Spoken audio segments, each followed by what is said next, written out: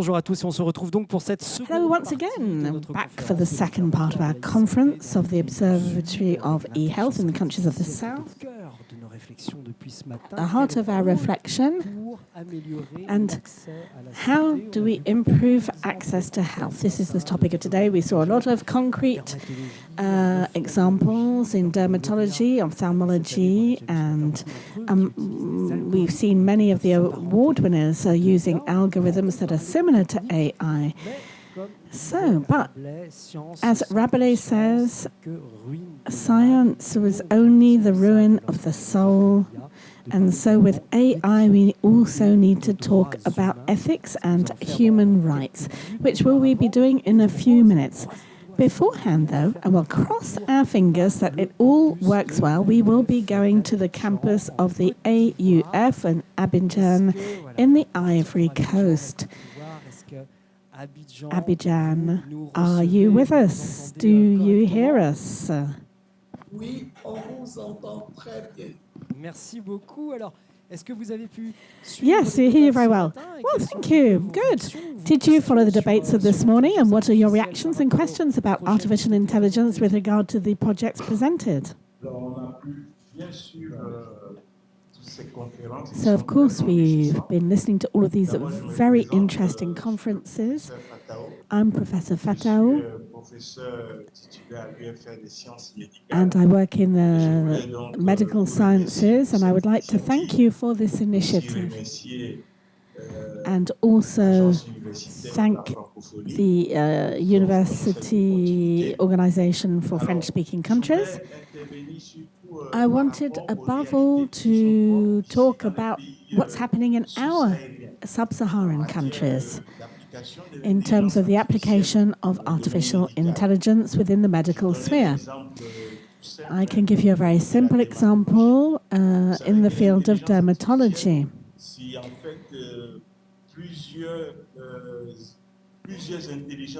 So AI is actually a number of different intelligences that are brought together to establish a diagnosis, and then don't always come from images that we have that are in databases. Most databases are Western databases. For example, if we have an image of a dermatological disease, we have enough databases on particular diseases that can be identified and used so that artificial intelligence can actually be of use for black skin. But then there's a question of the quality of imaging. And I wanted to suggest something. In our sub-Saharan countries, we're extremely interested in artificial intelligence.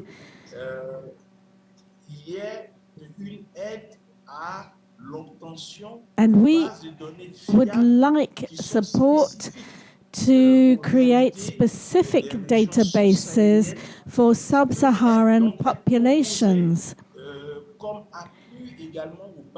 and that can help us to build databases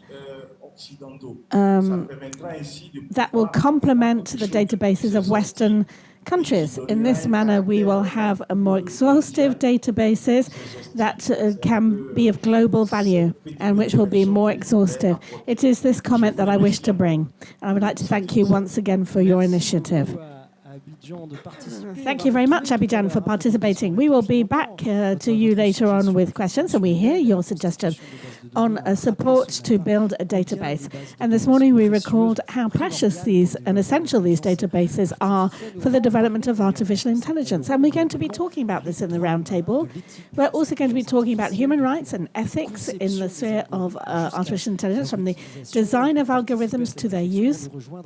For this, we will be calling up Cécile Zoung-Kanyi Bissek, who is paying us the honor of coming here from Cameroon. to participate in this conference. You're head of the Division of Operational Health Research. Please come to my side within the Ministry of Health of Cameroon. Mrs. Fazilah Shaik Allaudin, you're coming from even further afield. Yes, please give them a round of applause because they've come from very far. Fazilah has come from the other side of the planet. You are from Malaysia, where you are a State Health Director of Penang State Health Department. So thank you for making this trip to come with us today. Medhi Snène, who is Chief AI Officer at the I-DAIR, and Medhi, I will give you a microphone. Maybe you can explain in just a nutshell what the I-DAIR is, I-DAIR. Well, it was created just before the pandemic by the current General Assistant Directory of the United Nations. It was a non-profit organization with the ambition of becoming an international organization specialized in research and the promotion of research around artificial intelligence in the field of medicine. So that's a United Nations initiative. And Mr. Labrique, who is the Director of the Department of Digital Health and Innovation in the World Health Organization. Thank you also for being present with us around this table. And Cécile Bissek, I will turn to you first because Cameroon has an ethics commission and which was recently has voted an ethical law. The law was accelerated by the pandemic and a lot of questions raised by patients at that time during the pandemic. And you really wanted to place the spotlight on patient consentment. Why? So first of all, thank you for your invitation. And thank you for raising awareness among governments around this question by inviting us here today, because we will be providing feedback on what we've heard here.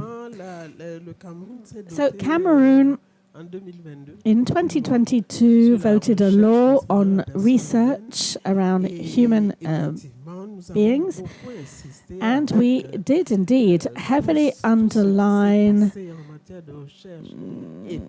everything that has happened in the field of research, particularly in our country, with the question of enhanced traditional medicines.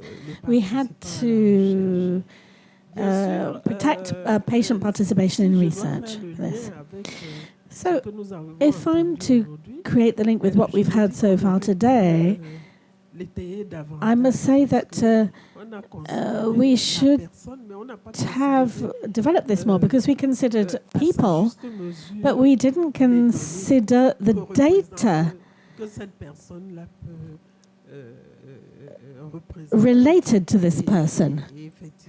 And indeed, data management. We took an interest in data sharing. But with everything that we've been hearing since this morning, I understand that a lot remains to be done. So you're saying in this law, you didn't really focus on the questions of artificial intelligence and data within this scope. Why? Well, I don't think that it was such a hot topic at the time. I think that, as somebody said this morning, with the COVID, in our countries we realized many things.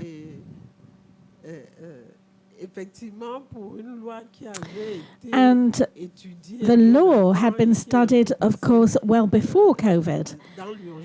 And it was put through in a bit of a rush. And we could have, I'm not saying that we missed an opportunity, but there is a need to really take into account all of the different issues around artificial intelligence. So we can say things as they are, because it's true in the north and in the south. There is no difference there. Science is moving really fast. Artificial intelligence is galloping ahead, and it's not easy for the legislators to keep up with it and to develop laws at the same pace. Indeed. From what I've heard today, artificial intelligence. Okay, but artificial intelligence for what purpose? If we say that artificial intelligence is there to compensate, because for many, the projects were designed to fill in a gap where there are human resources lacking. So I wonder whether for us as Africans, if we develop AI programs for this purpose, does this mean we have to stop trying to fill that gap in human resources? That is my first question that I ask myself. The second is, what about interpersonal relations between the healthcare professional and the patients? Because I heard one side of the story, but actually I don't quite entirely believe it. I think that the human resource gaps are revealed by the fact that we don't have time to look after our patients, be it here or in our countries. And I don't think that artificial intelligence will actually fill that gap, will be able to replace this interpersonal relationship. So I'm sorry if I'm not quite going along with the others, but I'm not, entirely certain of that aspect. And through this interaction, there is also the question of obtaining enlightened consent. It's not as easy as you might think. And when I have a doubt as to the interpersonal relationship between the healthcare professional and patients, I have a doubt on the facility of obtaining enlightened consent, which is a priority. Oh, no, you're not swimming upstream. This is a space for discussion and exchange, and thank goodness there is a place where we can hold this type of discussion. Fazilah, Shaik, Allaudin, artificial intelligence is not yet used at large scale in Malaysia, but once again, there are a lot of projects that are developing little by little, a lot of data collection. Can you give us a few examples? Thank you. Yes, it's not widely used, but of course there are uses in private and also in public hospitals. But I think since 2016, we had a lot of requests for data. Companies from foreign companies and so forth. But at that time, we were not ready to share. And, there was no law or policy regarding sharing of data, especially with foreign entities. But I think it's COVID has really taught us how important data is and how important AI can be. So we have started a repository under the NIH, 3 repositories: sound, images, and also structured data. For sound, we have started with cough sounds, especially for COVID. In fact, we have launched the app. It's just a pre-screening tool, simple app. You can find it in the store, and it's for COVID. But the data that we used is from our patients, of course with consent, and also data from Koswara, I think it's a database from India, and also from Cambridge. So that's gone live. And right now we are also doing images. So we have done for diabetic retinopathy, and that is already matured. We used, I think, more than 15,000 images, just little less than 20,000, and is ready for deployment. And we'll test it out in 4 primary care clinic and also 2 hospitals, so that we are excited about that. But others are still, we are collecting a lot of data, a lot of cleansing has been done and so forth. For example, for images for TB, lung cancer, and also 12 lesions of lung lesions. And then we have started for skin, for leprosy, and also 8 skin lesions. So that images we have started. And also we have for oral cancer, Has been validated, but right now it's undergoing field tests to make sure it works. That is for oral cancer using a phone for rural areas. So these are some of the things that we have started. Yeah. Ça, on voit effectivement que les projets, on voit que les projets se multiplient dans de nombreux champs d'application chez vous, que pour développer chaque projet, il nous faut de la data, et essentiellement de la data locale. Alors il y a plein de questions éthiques qui se posent. Parmi l'une des premières questions quasiment éthiques qui m'avait surpris lorsque nous avions préparé cette table ronde, vous me dites que vous avez beaucoup de sociétés, notamment des sociétés américaines, qui viennent vous demander l'accès à ces données. Est-ce que vous pouvez nous en dire un petit peu plus? Yeah, it's not only American. We had a lot of China companies that came to us. But like I told you, at that time, we don't have how do we share the data? And then what is it for us? And what are you going to use for? So it wasn't clear. So that is why, after the COVID, we went into an open data concept. That is why we are building this repository. So this data can be used. It's all our data, local data. So it can be used by any developers to develop an AI tool. So hopefully there'll be no biasness because it's our data. And Malaysia is multicultural, multi-ethnic city and so forth. So we are hoping that our data is more inclusive. But we do not really have a specific law yet on AI. In fact, the Minister of Science and Technology is already talking about it in the next 1 or 2 years, perhaps to have a law to say that this technology is AI assisted or even label it as AI generated. So it's an informed thing to the public to use it. So these are the certain things. And also for any research or any request for data, it goes under the Medical Research Ethics Committee. So a lot of questions is asked in that committee. And a lot of it is on data and also on human autonomy. Yeah. Extrêmement précieux ce que vous nous dites là. Effectivement, la data intéresse, elle intéresse beaucoup de sociétés, qu'elles soient américaines, chinoises, mais aussi européennes, il faut dire les choses. Et si on n'a pas un cadre légal déterminé, il y a déjà des problèmes éthiques qui se posent. Autre élément que vous constatez en Malaisie, mais c'est le cas dans de nombreux autres pays, vous êtes interrogé, pour vous qui êtes responsable de santé publique, par le fait que l'intelligence artificielle semble d'abord se développer beaucoup plus vite dans les établissements de soins privés plutôt que dans le public. Et ça, c'est une véritable interrogation pour vous. Okay. Yes, I know some of the private sectors are using it, but perhaps because there is no law or regulation, it's easy to use. But it's always in public sector. You have a lot of challenges in deploying and in scaling up. And it's not only just of the technology, but it's also the acceptance.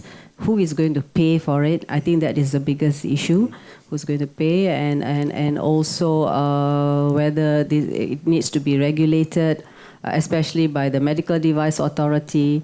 Is this a medical device, or And I think so. These are certain questions that we have in public sector, but I'm not sure how easy it is to be done in the private sector. Yeah. Autre question éthique, qui peut être aussi surprenante, c'est que l'Europe est en train de préparer une régulation autour de l'intelligence artificielle et notamment du partage de data. Vous dites, finalement, on va attendre de voir ce que font les Européens et pourquoi ne pas aller se caler sur les standards européens. On a vu ce qu'a fait l'Europe avec la RGPD. Après tout, si elle fait de bons règlements sur les data, on pourrait nous aussi fortement s'en inspirer en Malaisie.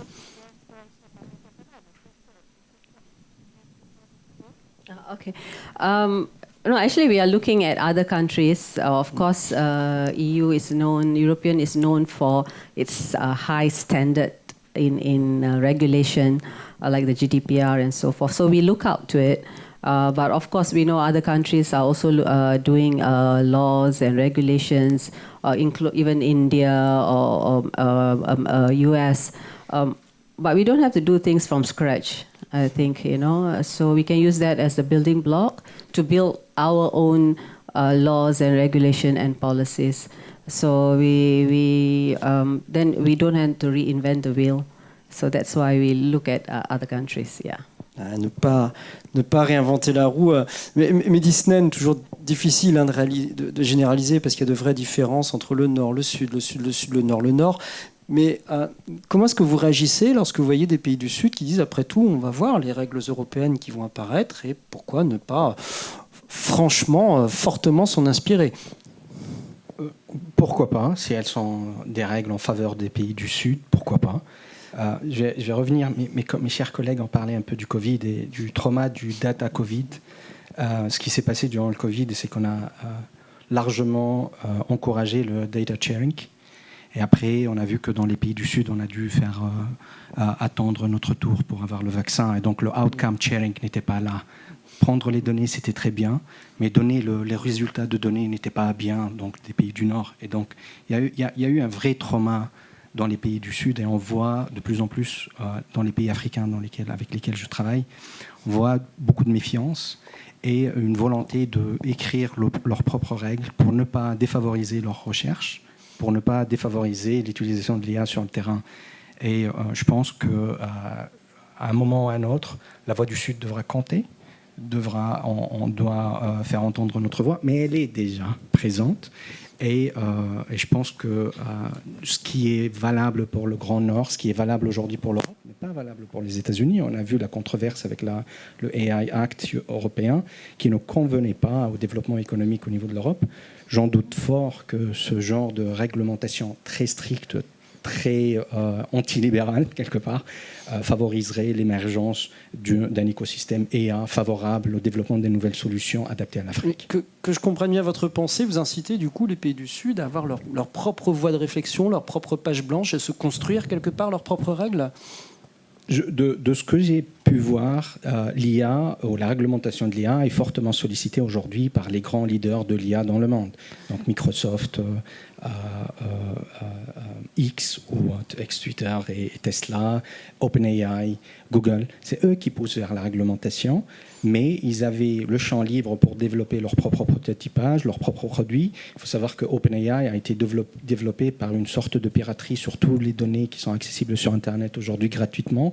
Il n'y a pas de copyright sur les images ou les photos d'œuvres d'art qui sont disponibles sur Internet, sur lesquelles tous ces générateurs d'images ont pu se développer librement, sans copyright, sans rien du tout, et qui ne sont même pas référencés par la suite. Aujourd'hui, ils poussent à la réglementation.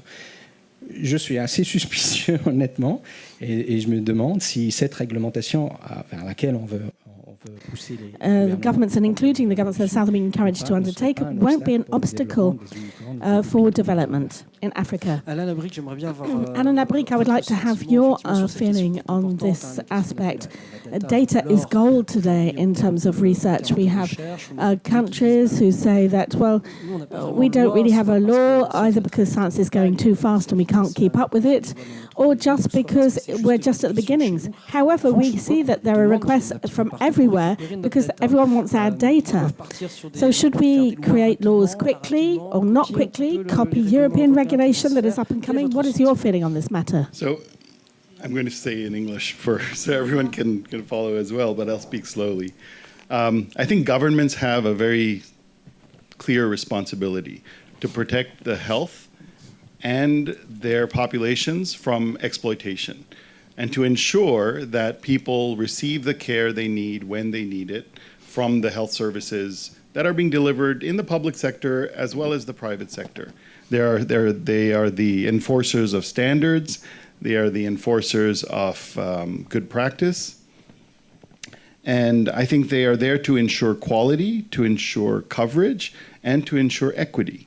Right? That's the mandate of governments, and democratically elected governments have usually been given that mandate through the electoral process. So I think, whether we're talking about clinical medicine, the practice of healthcare, or artificial intelligence as it relates to health, those same mandates apply.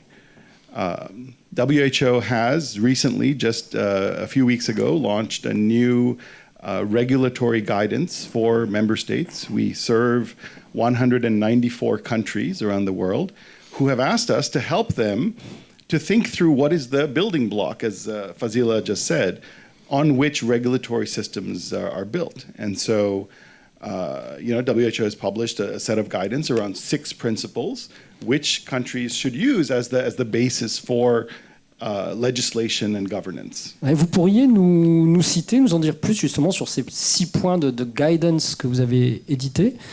So the first is documentation and transparency. So AI-based systems should be clearly documented. The processes should be as transparent as possible so that national regulators can understand how the outcomes are being derived and what is the process through which that's happening. The second is to have clear risk management planning. So whoever is responsible for the development of the AI tools are also responsible for developing risk management plans based on what the AI is doing. And I'll get to that in just a moment when we talk about a risk-based approach. The intended use of the AI should be clearly expressed. And there should be validation, as many of the speakers this morning, as well as our 2 colleagues have pointed out. There should be some process by which an AI-based tool, just as any other clinical tool, is evaluated for its efficacy. There also has to be data quality. The 4th point is data quality. What is the data being produced by these systems, and is it of a sufficient quality? What are the error rates? Other things that are being developed by the systems. And then, of course, standard things like privacy and data protection. Where is the data being stored? Who is getting access to the data? Is the data being shared to parent companies that are located outside of the country with permission or without permission from the patients and the national regulatory authorities? And then lastly, engagement and collaboration. So one of the key factors of success, I think, is that companies, and you heard this morning from our colleague at Google, companies are by and large willing to work with the government, to work with the regulatory agents to understand what are the rules of engagement. How do we develop a product that can be used in this country according to the rule of law within the boundaries of the national regulatory environment? So I think, so far, we've seen an outpouring of goodwill, an outpouring of collaboration between public and private sector, and hopefully, that will continue. But the short answer to your question is government has the role, the responsibility, and the mandate to protect its citizens from exploitation and abuse. Je rebondis justement sur ce que vous me dites. Les gouvernements ont le rôle, le devoir de protéger les citoyens et les data derrière. J'entends les points de méthodologie, de guidance que vous mettez en place à disposition des gouvernements, nord comme sud, qui sont en train de légiférer sur l'IA. Néanmoins, je ne peux m'empêcher de poser la question, quand vous dites que les gouvernements ont le devoir et même le pouvoir quelque part de le faire, est-ce si vrai que ça, sachant qu'aujourd'hui les grands donneurs d'ordre, et vous les avez cités tout à l'heure, sont du Nord et particulièrement américains, là où on a vu ce matin avec Google, on a une excellence en termes de chercheurs, les clouds, les outils sont développés dans le Nord, la formation extrêmement développée dans le Nord. Est-ce que les gouvernements peuvent vraiment y faire quelque chose, et est-ce qu'on n'est pas, avec l'intelligence artificielle, en train de creuser un nouveau fossé, un nouveau gap entre le Sud et le Nord? Et je vous poserai bien sûr, mesdames, la question dans la foulée, mais Alain Labrique tout d'abord. Yeah. It's a really good question, and I think first and foremost, we have to keep in mind, I made a comment earlier about the importance of nuance. And when we talk about AI, it's not a monolith. There's not one big thing called AI. I was talking with our colleague here earlier today that we're talking about elephants, giraffes, and hippopotamuses, right? And if you treat a giraffe like a hippopotamus, you're in trouble because one is a much more dangerous creature than the other. For many years now, we have had machine learning and AI-based software that is addressing serious issues that countries in the global south and in the north have with a workforce shortage, with access to qualified laboratory technicians, with extended waiting times for test results, as we heard by several people this morning. And those lead to adverse health outcomes. So there is a big difference between a learning AI that's constantly changing and is dynamic from a fixed AI that has been trained on a certain data set and that can do a job that it's given to do very, very well. And whether it's in diagnostic imaging or diagnostic radiology, reading breast cancer screens, reading tuberculosis scans or x-rays, reading antimicrobial resistance plates, these are functions that, you know, once you train the AI and you say, okay, you've been trained, your performance meets certain standards, we can now unleash you as a software, as a medical device. It's a very different animal from something that will continue to learn, continue to evolve. And so I think the legislative burden on country governments is very different depending on which of the two animals you're talking about. You can legislate for giraffes, that won't be the same legislation for a hippopotamus. And I think you have to keep that in mind.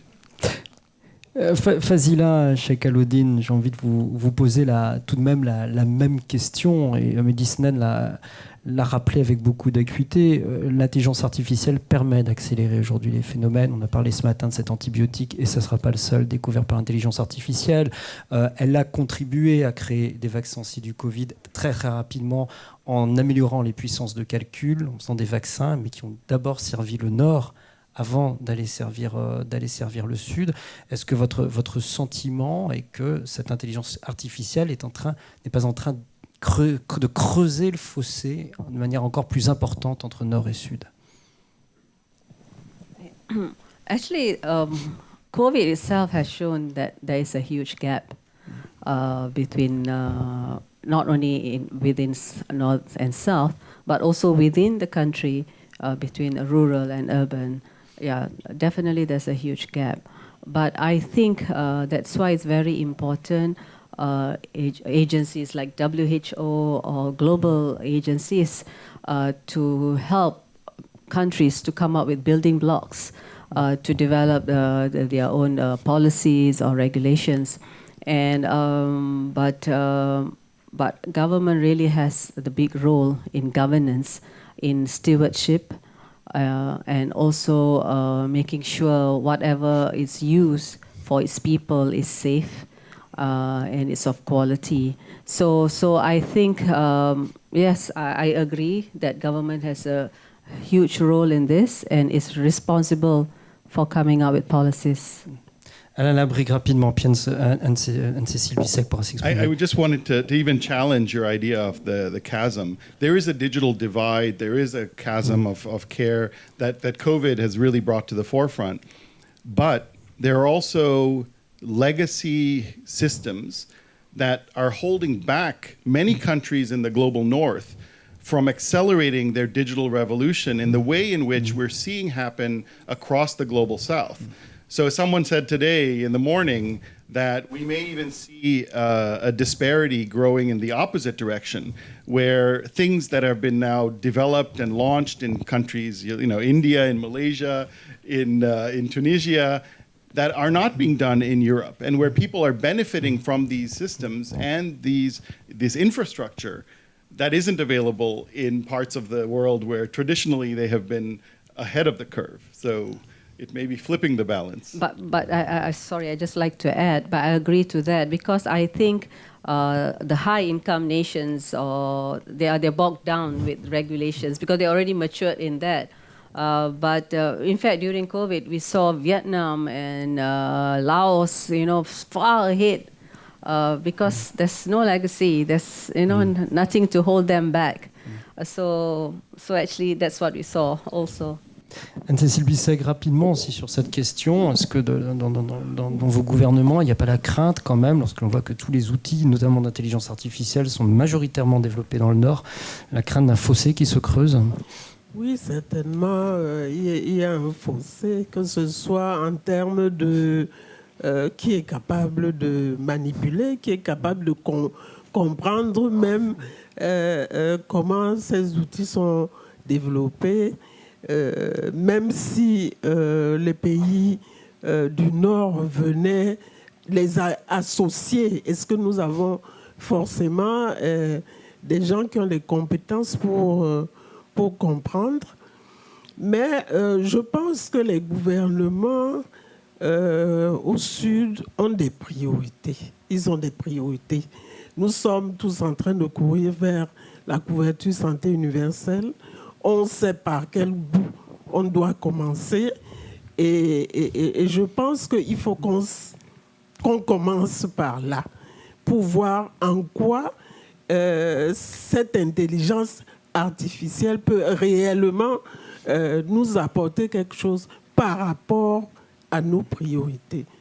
Si le VIH est une priorité, comment est-ce qu'on fait pour qu'on délègue des tâches jusqu'au centre de santé le plus éloigné, etc., etc. Donc, je pense que si on prend cette voie-là, on ne va pas se laisser emporter dans un tourbillon d'intelligence universelle sur tout et sur rien. Medhi, Snène, on parle de Sud, mais il n'y a pas un Sud, il y a des Suds. Et en matière d'intelligence artificielle, là aussi, on peut voir, rien que sur le continent africain par exemple, des disparités assez importantes qui commencent à apparaître. Ça vient juste d'être cité des Suds. Chaque pays a sa propre réalité et le Sud est complètement différent du Nord. On n'a pas encore une cohésion Sud-Sud qui existe telle qu'on peut avoir dans le Nord.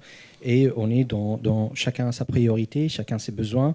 On a des pays qui investissent dans le Sud aussi énormément dans l'intelligence artificielle. On peut peut-être les citer et justement voir peut-être les disparités qui apparaissent. Bien sûr, il y a l'Afrique du Sud, il y a le Nigeria, il y a le Kenya, il y a l'Égypte, il y a l'Inde. Il y a beaucoup de pays qui investissent énormément dans l'intelligence artificielle et misent sur l'intelligence artificielle pour l'Universal Health Coverage, pour faire de l'evidence-based medicine, pour accélérer, améliorer l'accès aux soins, primary healthcare au moins, et pour accélérer la phase de diagnostic et pour vraiment combler le retard qu'on a enregistré pour les objectifs 2030. Et donc, mais le problème, c'est que maintenant, si on regarde le Sud comme un ensemble, il y a un gros problème. Le Sud n'est pas un grand... Le Sud, c'est un ensemble de pays différents, avec différentes caractéristiques et différentes priorités. Et on ne peut pas leur parler d'une voix unique et unifiée en disant voici, l'IA va résoudre vos problèmes. Ce n'est pas vrai. Certains pays, certes, ont trouvé le chemin, d'autres cherchent le chemin, et l'IA ne peut pas être une solution universelle à tous les pays du Sud. D'autant que certaines utilisations d'IA dans le Sud vont avoir des buts relativement différents de ceux qu'on va pouvoir trouver en Europe ou aux États-Unis. On a parlé beaucoup ce matin de médecine individualisée, on l'a vu dans le propos introductif, le bon médicament, la bonne personne en tenant compte de ses gènes, de son environnement, etc. Vous dites dans ce que vous constatez aujourd'hui, ce n'est pas forcément la priorité aujourd'hui dans les pays du Sud, mais l'IA peut servir à d'autres choses, et pourquoi pas en santé publique. C'est exactement ça. On est aux soins primary healthcare, je pense, au niveau du Sud. Pensez comment l'IA peut optimiser l'accès aux soins, améliorer la rapidité du diagnostic et l'intervention, la planification des ressources, des soins. Et ça, c'est des public health, plutôt que ce qu'on voit en Europe où l'IA est largement utilisée en immunothérapie, en soins precise medicine pour le traitement du cancer. Donc on est sur des priorités complètement différentes et je pense qu'à chaque terrain sa réalité. Il faut qu'on s'adapte, nous, à voir en tant que chercheurs, malgré que je suis du Sud, aujourd'hui je suis opérationnel au Nord, qu'on adapte notre modèle de pensée, notre modèle de réflexion et nos recherches and serve our priorities. And so we don't just go to the south to grab their data for our own research, for research on immunotherapy, instead of seeing the reality in the field and adapting our reflection to what is needed in the south. So you're saying don't go to the south just to grab their data, and we can't either want to just copy-paste what happens in one country to copy and paste it to another. With I-DAIR, you have extremely concrete projects in the countries of the south, mostly. Can you give us some examples of your type of projects? We're currently working with the African Population Health Research Center based in Kenya on predictive studies on the evolution of diabetes in a post-COVID population, because we saw what happened. There is a certain correlation. So we're trying to develop AI tools that uses data to help to plan evidence-based policies and resource allocation by estimating the proportion of the population that will probably develop diabetes using AI tools. I'm going to stop on what you're saying because it's important and very representative of what we're doing. And this will, so we can use this for diabetic patients in the north and find exactly for this patient how we can help that patient. But you're developing AI to plan the number of potential diabetic patients we will have in the coming years. Yes, indeed. We're trying to give greater clarity to the data we have today to allow public health systems that are more targeted and faster so that we can anticipate the problem before it actually comes about, so that the resources are already allocated and on-site. Do you have any other examples of this type? We worked with a number of other countries for example, patient-reported outcome monitoring data and how to integrate this feedback from the patient within a standard patient circuit in hospitals. And we're doing this in India for the treatment of cancer in order to prevent, it's not for immunotherapy, not at all, but it is to prevent side effects within this population, but also detect new trends in the treatment of cancer and the response to this treatment in India. One of your branches of action is training around AI, training and awareness training among healthcare professionals. What type of actions do you undertake? We have just closed a training in Chile for the staff from the Ministry of Public Health in Chile, but also in Latin America. We had 200 participants to raise awareness as to AI and digital health, and we're continuing to undertake operations in partnership with a number of ministries in the Greater South to set up one-off intensive training courses, but which we hope will bear their fruit. And what about the idea of a common governance for AI, which is specific to the needs of the countries of the South? Well, that was a call that was launched at the United Nations and in the greatest multilateral organizations to set up the guardrails and a certain form of common governance. I think it's very important for everybody to come together around the table. It is a problem that is just as acute as that of nuclear weapons because it represents a risk to mankind or humankind. We can't hide from that fact. But there are many benefits today brought by AI, and we need to all come together around the table. And it should be a governance resolution that is dynamic or that adapts to each country and the needs of each country. Alain Labrique, can you comment on what's just said? First of all, AI applications, we can't just do copy and pasting from one country to another. And it's true that for public health application, that's yet another pathway. And in the future, could countries of the South have their own governance, their own ethics that might be different from ours? Yeah, I mean, that is different. Might not be necessary. I think, as I mentioned earlier, there are some core building blocks that we all share as a human family. But I think the core lies in one thing that Medhi just said is training and capacity building. Right? This is something that groups like I-DAIR have been aggressively doing. WHO has an AI training program with more than 16,000 people have taken the training program to date. We have a Planning National Digital Health Systems course that many thousand policymakers have taken to date. So it's really about building the local capacity. And I think when we talk about heterogeneity in the South, we have to acknowledge that there are countries in Africa, countries in Asia, in South America that are very advanced when it comes to developing technologies, developing hardware, software, AI, regulatory environments, sandbox. I hate to pull out specific countries, but Rwanda is certainly a case study that we're all looking at to see how. When I met the Minister of ICT a few days ago, one of the global North ministers was asking her, what's your justification for using digital in Rwanda? And she looked very surprised, and she said, well, that's a strange question, because for the last 10 years, digital is the way we do business in Rwanda. So the question we ask is not why do digital, it's why not do digital, right? Mm. So I think some of the challenges that we face are really in recognizing the diversity, recognizing the heterogeneity, and the South-South collaborations that are emerging. We're seeing a lot of partnerships between governments in India. You brought up, for example, Medhi. India providing technical support and assistance to countries in Africa.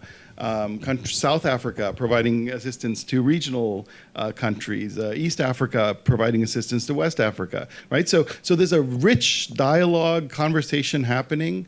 And I think right now we're in an inflection point. So things may seem very dynamic and messy, but I assure you that there's a light at the end of the tunnel.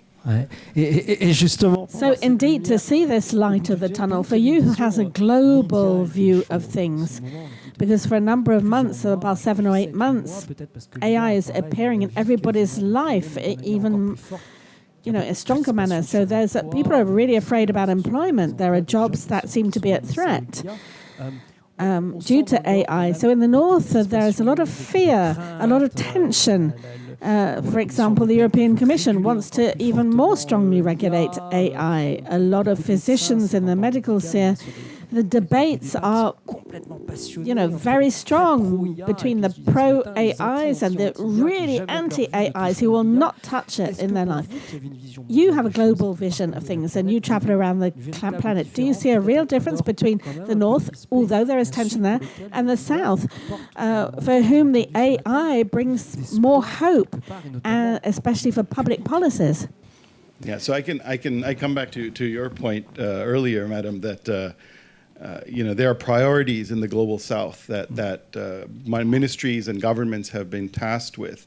I always come back to this question that every 2 days, a Boeing 747 filled with pregnant women and new moms crashes. Every 2 days.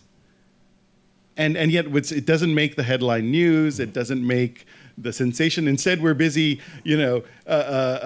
fighting in the halls of power about the end of life as we know it because of generative AI. So without being too cynical, I think there are big fish to fry, as they say in English. There are big problems that we're trying to solve.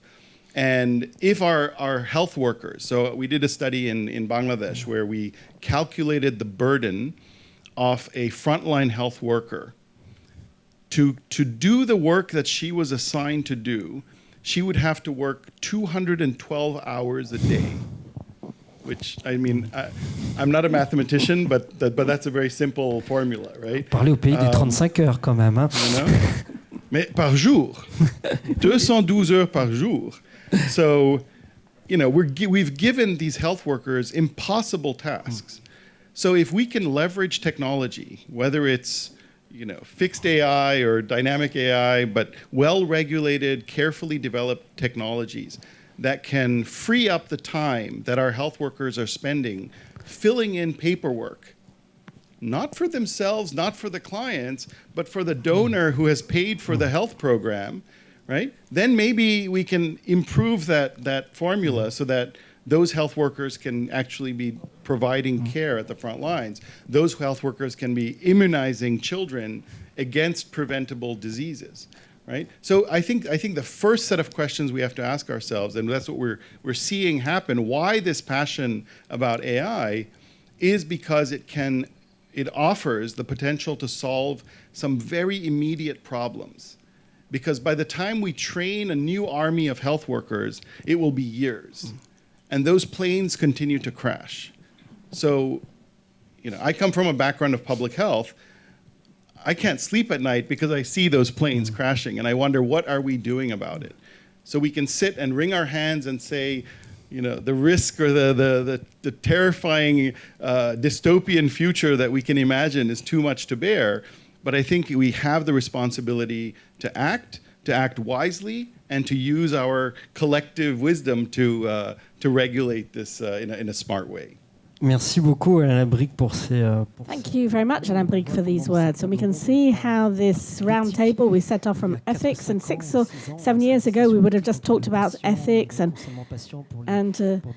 today we can see how AI has completely disrupted this debate on accessibility, utility, the risk of a fracture, not only north-south, but south-south or north-north, moreover, and the possibility and hopes that AI is bringing us.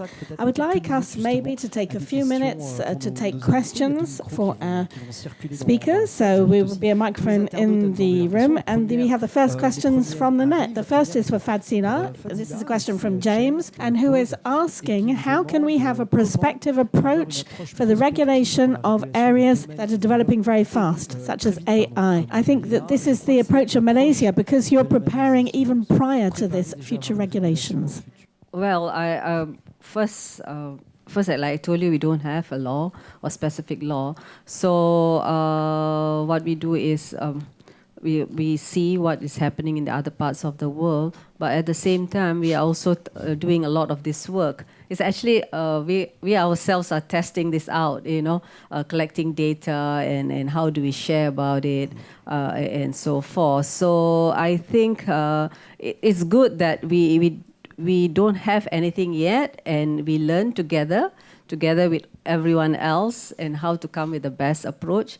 And of course, we also depend on WHO in their building blocks, and a lot of things we can do with our neighboring countries, and also we have in ASEAN, in Southeast Asia, we have an ASEAN of 10 countries. So there's a lot of sharing of information and sharing of laws and policies that can be done. So that's how we are going in a slow manner. Yes. Merci pour cette réponse. Thank you for this answer. Whilst waiting for the microphone, hello to Abdoulaye, who's watching us from Senegal, who's saying hello from Senegal.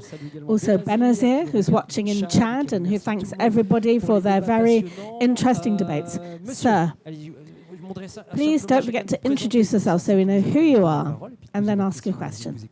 Thank you very much. I'm Simon Boni from the Ivory Coast, of the Côte d'Ivoire. I always find these roundtables very interesting. And Alain Labrique earlier on was talking about this support and capacity building provided by the WHO in direction to different participants. He said that 16,000 people had been trained. I would like to have more information on the target public for this training. Are the regulation departments of the countries concerned? Can you give us some more details on that, please? You're going to have a very long list of people who wants to participate in your training. So I'll be very happy to share with you the link to join, but the multiple targets, we're looking at primarily right now training the policymakers.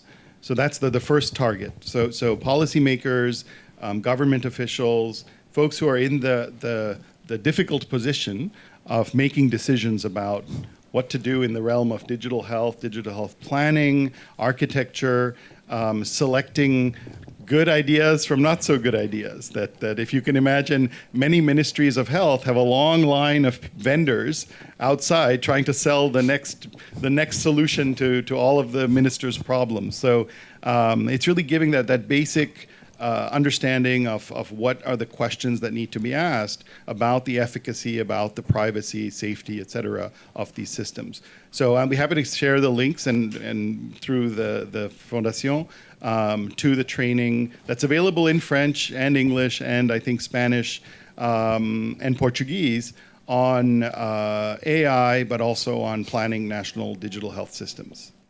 Peut-être que Medhi peut compléter également. Maybe Medhi could add to this because you do a lot of training as well, maybe targeting different audiences.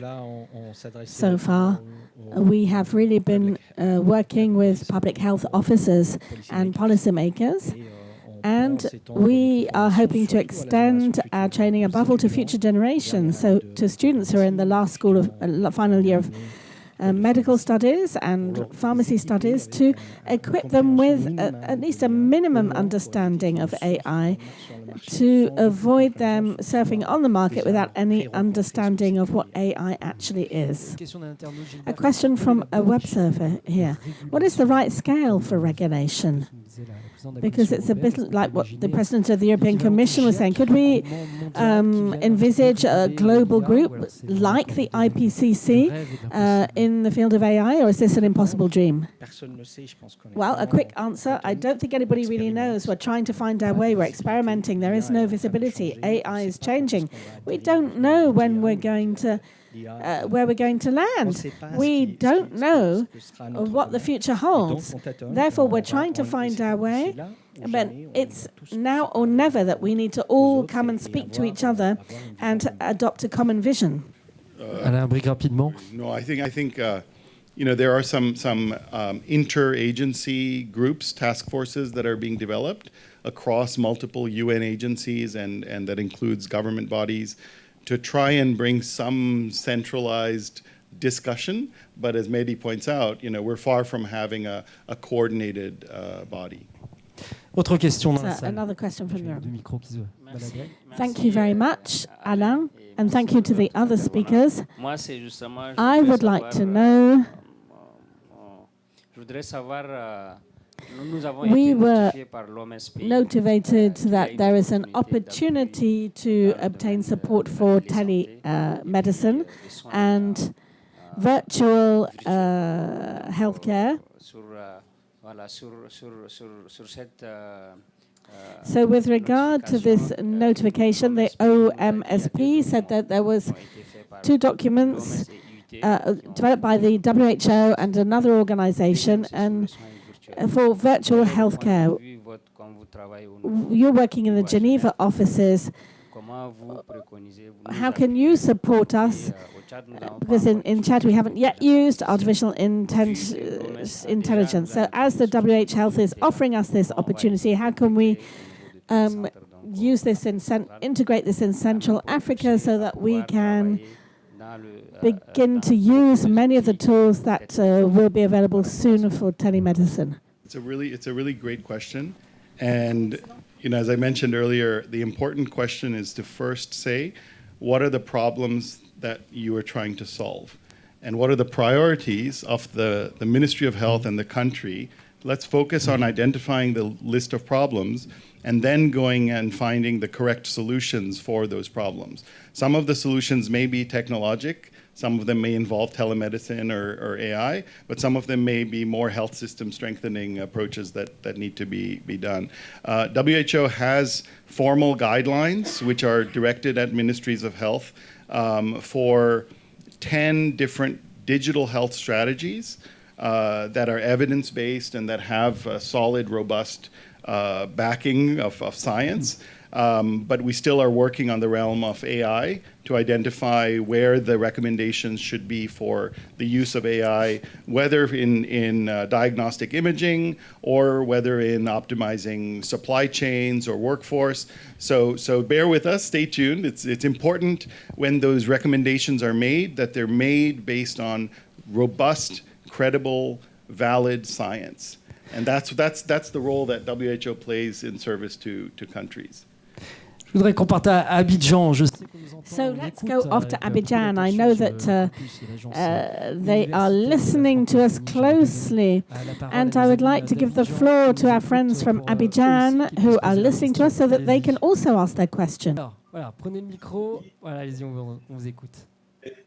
Nous sommes très ravis We are delighted d'être édifiés par les panélistes to be with you here and to hear the different panelists. In our sub-Saharan regions, AI is very important. We have a lack of human resources, and if we can manage to use artificial intelligence, it will facilitate many things for us. And earlier on, we talked about the World Health Organization.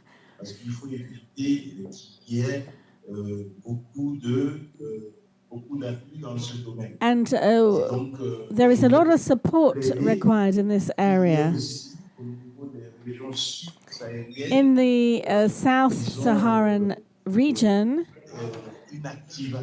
there is an activation and the implementation to produce their own data.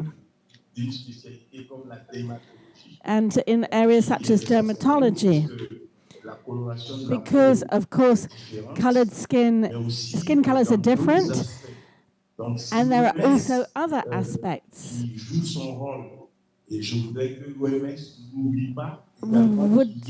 I want the WHO to remember that we first and foremost need reliable data from these regions so that this data can correct the gaps that we can already see, and so that our data is added to the Western data, and so that it can benefit to the entire world. Thank you very much for asking this question. I'm going to ask this question to Alain Labrique, because he is the WHO voice for this afternoon. So if I summarize things, maybe WHO has, could you be a third party of trust who we can give our data to and distribute it according to needs, or is this beyond the scope of the WHO? It's a good question. I don't think at the moment WHO is prepared to serve as the repository for data. Where, as a norms and standards agency, where we can play a role is in helping to curate libraries of training data. And as we heard earlier today, this idea that garbage in, garbage out, right? Same thing applies for AI. If your training data isn't of the highest quality, if it isn't representative, if there's not equity in the diversity of how the data is capturing all of humanity, the models end up as biased. So I think we're interested in pursuing that potential idea, but right now that hasn't been proposed by our member states, and so we do what the member states recommend to us, and so that might be something for our colleagues to propose to their through the governing bodies, that WHO needs to do this, and then we will take that on as a task.